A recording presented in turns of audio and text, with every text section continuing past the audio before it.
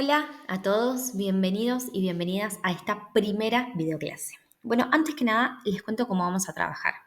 Estas videoclases están pensadas para acompañar el desarrollo de los temas de cada unidad. ¿Esto qué significa? Que por cada unidad vamos a tener una videoclase donde vamos a explicar conceptos claves, competencias genéricas, ¿sí? Y todo aquel material teórico que sea necesario para reforzar eh, el material teórico que ustedes tienen y les resulte más accesible a la hora de sentarse a leer. A ver, estas videoclases están pensadas por y para ustedes, ¿sí? Así que si en algún momento necesitamos profundizar algún tema o tienen alguna duda en particular, podemos armar todas las videoclases que sean necesarias. La idea es que este sea un espacio dinámico, que no se queden con dudas, que no se queden con preguntas. Tenemos el foro para utilizar también, para dejar las dudas ahí, ¿sí? Bueno, en esta primera semana vamos a arrancar con la unidad 1, que es la traducción de textos periodísticos. Seguro que muchos de ustedes piensan que los textos periodísticos no son tan complejos como la traducción jurídica, la traducción médica, porque los textos periodísticos no tienen por ahí estructuras tan rígidas o terminología súper específica, pero la traducción periodística es una especialidad en sí misma. Tiene sus propias exigencias, sus propios desafíos. Uno de los principales retos tenemos la habilidad lingüística. Tenemos como traductores que tener habilidades lingüísticas tanto en el idioma origen como en el idioma meta, ¿sí? Uno de los principales retos, además, es que no alcanza solo con ser buenos traductores desde lo lingüístico, sino que necesitamos una mirada más amplia que contemple el contexto sociocultural, político, histórico, tanto del texto original como del texto de destino. A ver, otro punto importante es el soporte, ¿sí? El soporte donde aparece la información. No es lo mismo traducir para un diario impreso, para una página web, que para un programa de televisión, un streaming, ¿sí? Que están tan de moda ahora los streamings. Cada medio tiene sus tiempos, su estilo, sus limitaciones. Y eso nos condiciona a la hora de elegir, por ejemplo, estrategias de traducción, ¿cierto? Además, los textos periodísticos pueden venir de cualquier área temática, política, económica, deportes, cultura. Y como traductores tenemos que estar preparados para movernos con soltura en cualquiera de estos ámbitos. Además, bueno, por otro lado, vamos en esta unidad a enfocarnos en la traducción de noticias políticas. Pero el trabajo en esta especialidad abarca muchas otras áreas. Es de suma importancia la competencia del traductor periodístico el conocimiento de los distintos géneros que se incluyen dentro de esta especialidad. A ver, estos géneros que nombramos recién, para entenderlos mejor, primero vamos a diferenciar los conceptos de género textual y tipo textual, ¿sí? Son conceptos que venimos viendo a lo largo de la carrera, pero bueno, nunca está de más hacer una diferenciación. Sabemos que son conceptos que se relacionan entre sí, pero se refieren a cosas distintas. Los géneros textuales se identifican por características externas, ¿sí? ¿Qué son las características externas? Pueden ser el ámbito de uso, la intención comunicativa, las convenciones comunicativas, ¿sí? Son, podríamos decir, formatos que permiten a los lectores interpretar los textos. Y por otro lado, el tipo textual o función textual, como le dicen algunos autores, se define por su estructura interna y la forma en que organizan la información. Son conjuntos de enunciados que se organizan de una forma en particular y esa estructura típica es lo que permite reconocerlos, ¿sí? Podríamos decir que son la arquitectura de los textos. En esta cátedra vamos a usar la clasificación de tipos textuales, que es la siguiente: narrativo descriptivo, expositivo, argumentativo, instructivo, exhortativo. Narrativo sabemos que son aquellos tipos textuales en los que se presentan agentes, hechos, objetos en el tiempo, ¿sí? Organiza los eventos en una secuencia temporal. hace énfasis en la acción. Respecto al descriptivo, presenta agentes y objetos en el espacio, se usa para definir, caracterizar, crear imágenes mentales. Con respecto al expositivo, es el tipo textual donde se explican ideas, conceptos, pero de manera objetiva, sin emitir juicios. Es fundamental en géneros informativos como en la noticia, ¿sí? Como el género que vamos a ver esta semana. Por otro lado tenemos el argumentativo, donde se presenta una postura sobre hechos, ideas, y busca persuadir al lector. Esta es la función. Y por último, el exhortativo, se indican procedimientos, se dan instrucciones, ¿sí? Para guiar una acción. Ahora, desde una perspectiva pragmática, la función comunicativa de un texto es lo que determina el género. A ver, si el objetivo de un texto es informar, persuadir, entretener, ¿sí? La función, el objetivo, influye en la estructura. A ver, acá es importante resaltar el carácter heterogéneo de la mayoría de los textos, ¿sí? En el que se combina un tipo de secuencia principal y otras secundarias. En el periodismo, además, los textos nunca son puros. La mayoría combina diferentes tipos textuales. Por ejemplo, una crónica puede tener partes narrativas y otras argumentativas. Lo importante es identificar la función dominante de cada género para saber después cómo abordarlo nosotros en la traducción. Bueno, dentro de los géneros textuales periodísticos que tienen como función principal la secuencia expositiva, entre los más representativos tenemos la noticia, donde su función es informar sobre un hecho de actualidad, ¿sí? De forma objetiva, es importante. El reportaje, que tiene un desarrollo más extenso, ¿sí? De un tema, con información detallada, fuentes. La entrevista, que presenta declaraciones de una persona sobre un tema en particular. Y por último, el artículo divulgativo, que explica temas por ahí más complejos, pero de una forma accesible, ¿sí? Para el público general. Como esta unidad tiene 4 semanas, nosotros nos vamos a centrar en la noticia, que como vemos acá, tiene una función expositiva. Por otro lado, el artículo de opinión, que es otro de los géneros que vamos a ver, tiene una función argumentativa, que su objetivo no es solamente informar, sino influir en la opinión del lector. En este tipo de textos se puede apreciar una postura clara del autor sobre un tema, sobre una idea, sobre un hecho.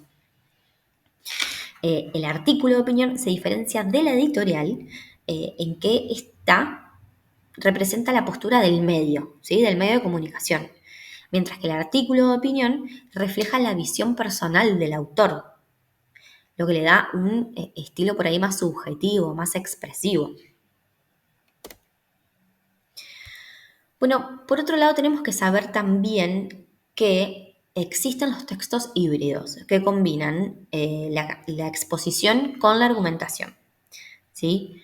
En este caso tenemos la crónica, que es un relato subjetivo de hechos con elementos narrativos y descriptivos, ¿sí? Es una especie de equilibrio entre información y opinión. Y por otro lado tenemos la columna, donde el autor expresa su punto de vista, ¿sí? Generalmente sobre un tema de actualidad. Puede incluir elementos narrativos, puede incluir elementos anecdóticos también. Pero bueno, en esta unidad no vamos a profundizar en estos géneros, aunque es importante que los conozcan, porque aparecen con frecuencia en los medios. Bueno, ahora sí vamos a hablar un poco de la noticia. La noticia se caracteriza por transmitir los hechos de una manera objetiva, clara y concisa, ¿sí? Se ajusta a los principios de actualidad, relevancia e inmediatez. ¿Esto qué significa?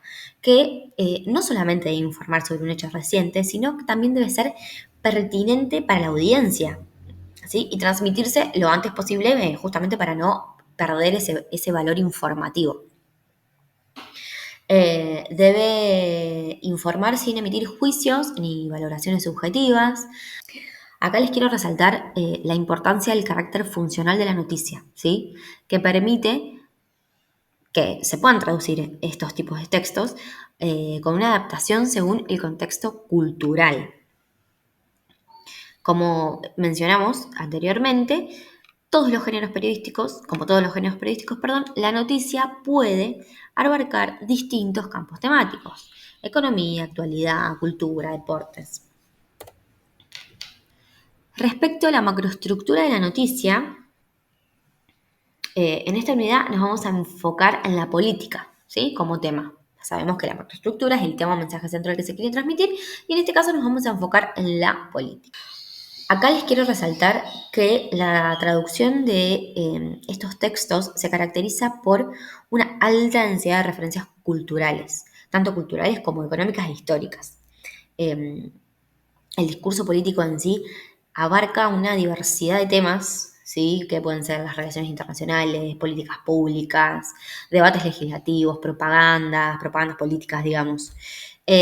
Mandan de los traductores un conocimiento muy profundo del contexto cultural, tanto de origen como de destino, ¿sí? Repito esto porque es importante que presten atención. Bueno, y en cuanto a las convenciones extratextuales de la noticia, tenemos como función principal la expositiva, que, bueno, ya hablamos que transmite la información de una forma objetiva. Aunque también puede incluir secuencias argumentativas, lo vamos a ver ahora, que buscan lograr ciertas reacciones del lector, pero sin recurrir al, digamos, al sesgo propio de los géneros de opinión. El emisor, por su parte, el emisor de la noticia es el medio de comunicación que publica la noticia. Acá es muy importante diferenciarlo del autor, eh, que es el periodista que redacta la noticia. Piensen bien en esto. Y por último, el destinatario, que es un público general, por lo que vamos a utilizar un lenguaje accesible, directo, que sea comprensible para una audiencia amplia.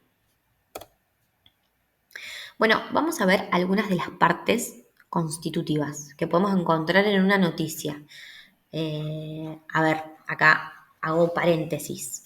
No siempre se encuentran todos los elementos del esquema en todas las noticias. Pero, bueno, sabemos que la superestructura no es arbitraria y que corresponde a un esquema funcional que garantiza la coherencia y la claridad en la transmisión de la información.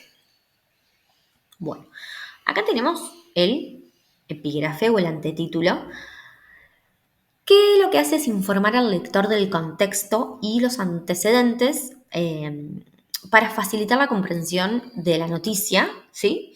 Está escrito siempre en un tipo de letra un poco más chico que el título principal.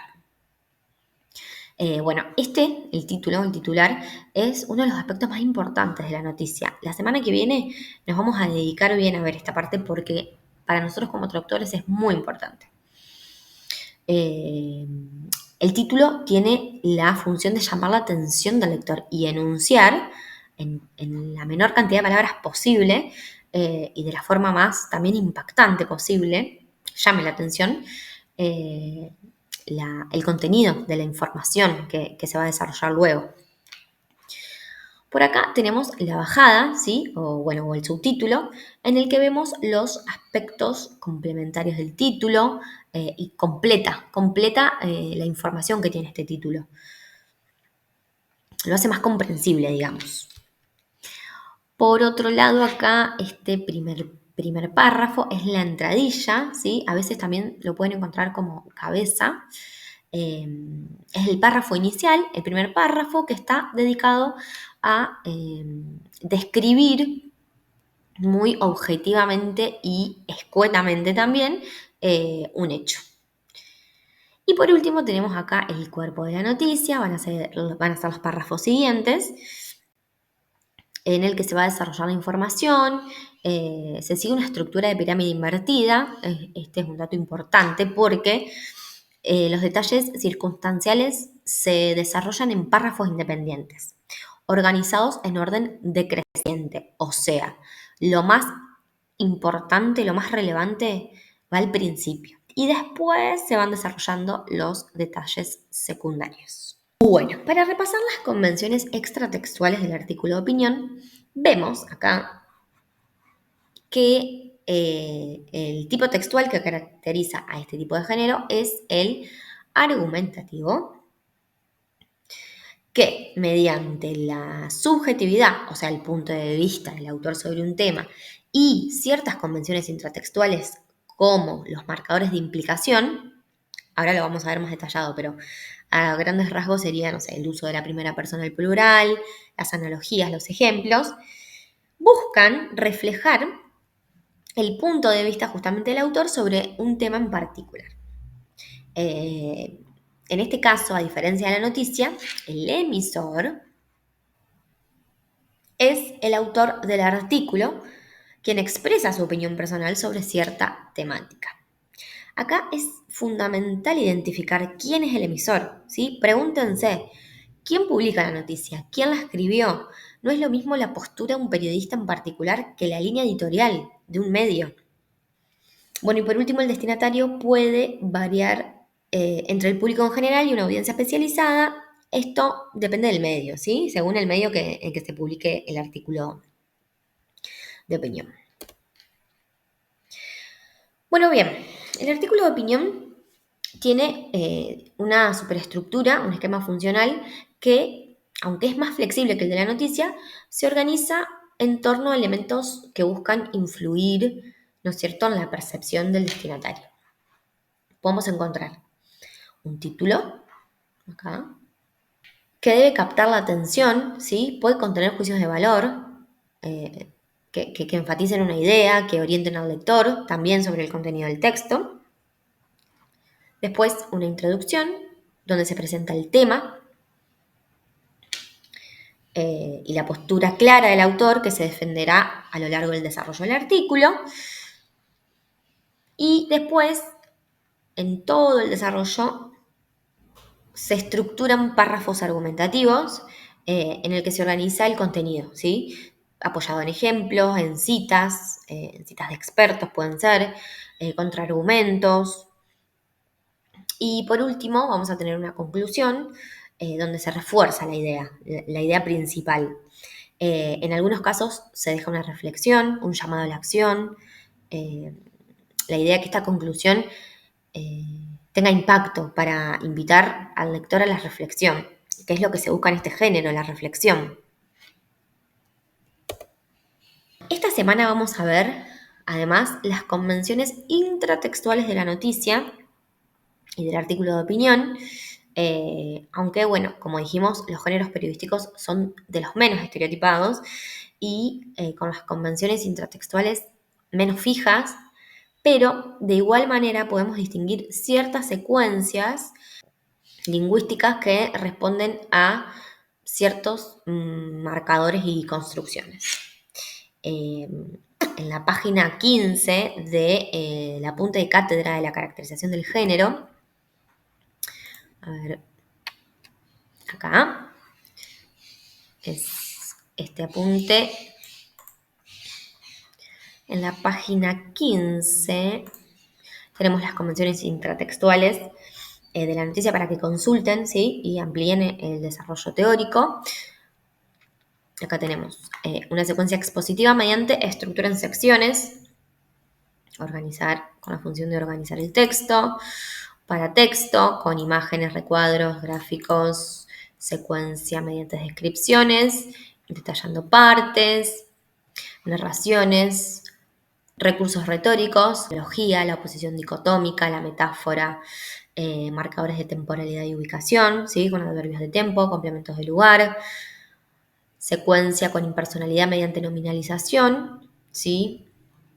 Acá esto es importante, no es lo mismo ser imparcial que impersonal, personalidad mediante voz pasiva. Acá tenemos una secuencia argumentativa expositiva con citas de autoridad, secuencia argumentativa mediante lenguaje coloquial, ¿sí? Y después en la página 22 tenemos, a ver acá, tenemos las convenciones intratextuales del artículo de opinión. Las convenciones del artículo de opinión van a ser siempre argumentativas, ¿sí? Por ejemplo, acá tenemos mediante marcador de persona, ¿sí? En vez de despersonalización como el otro, acá tenemos personalización.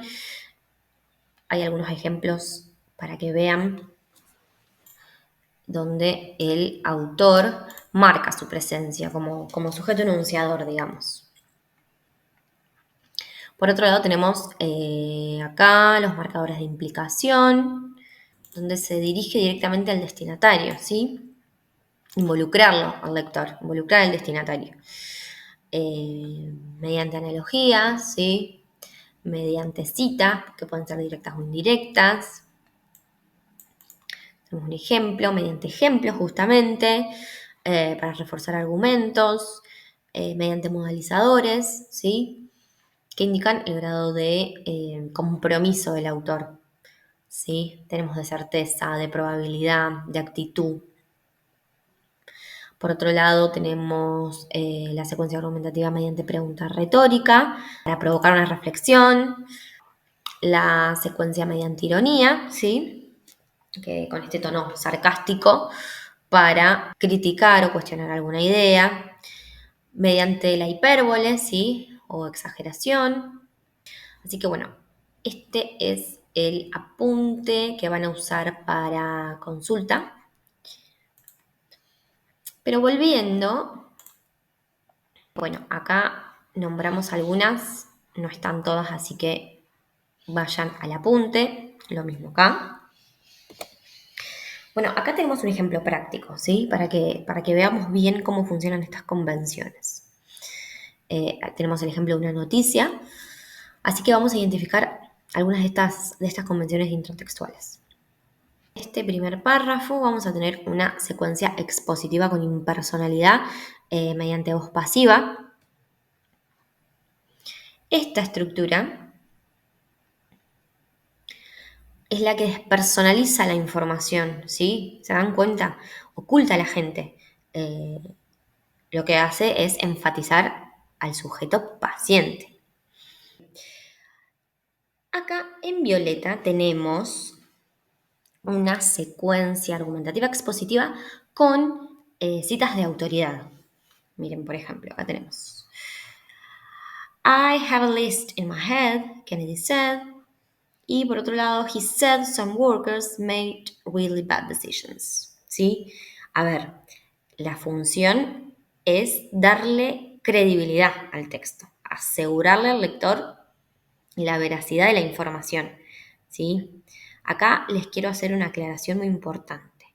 Si en el texto de origen aparece primero la cita y después el nombre, como está acá, en el texto meta vamos a respetar este orden, ¿sí? Lo vamos a trasladar de la misma forma, ¿ok? Y acá en azul, en este párrafo, tenemos una secuencia expositiva mediante narraciones, ¿sí? En el que se exponen los sucesos en un transcurso temporal determinado. Como ven acá, January, enero. Esto ayuda a contextualizar la información, ¿sí? Bueno, y por otro lado vemos algunos rasgos morfosintácticos muy característicos de la noticia. Uso de datos concretos. Acá, tiempo verbal, ¿sí? Tenemos un tiempo verbal en pretérito perfecto e indefinido. Y por este lado vamos a desarrollar los ejemplos del artículo de opinión. Tenemos una secuencia argumentativa mediante marcador personal.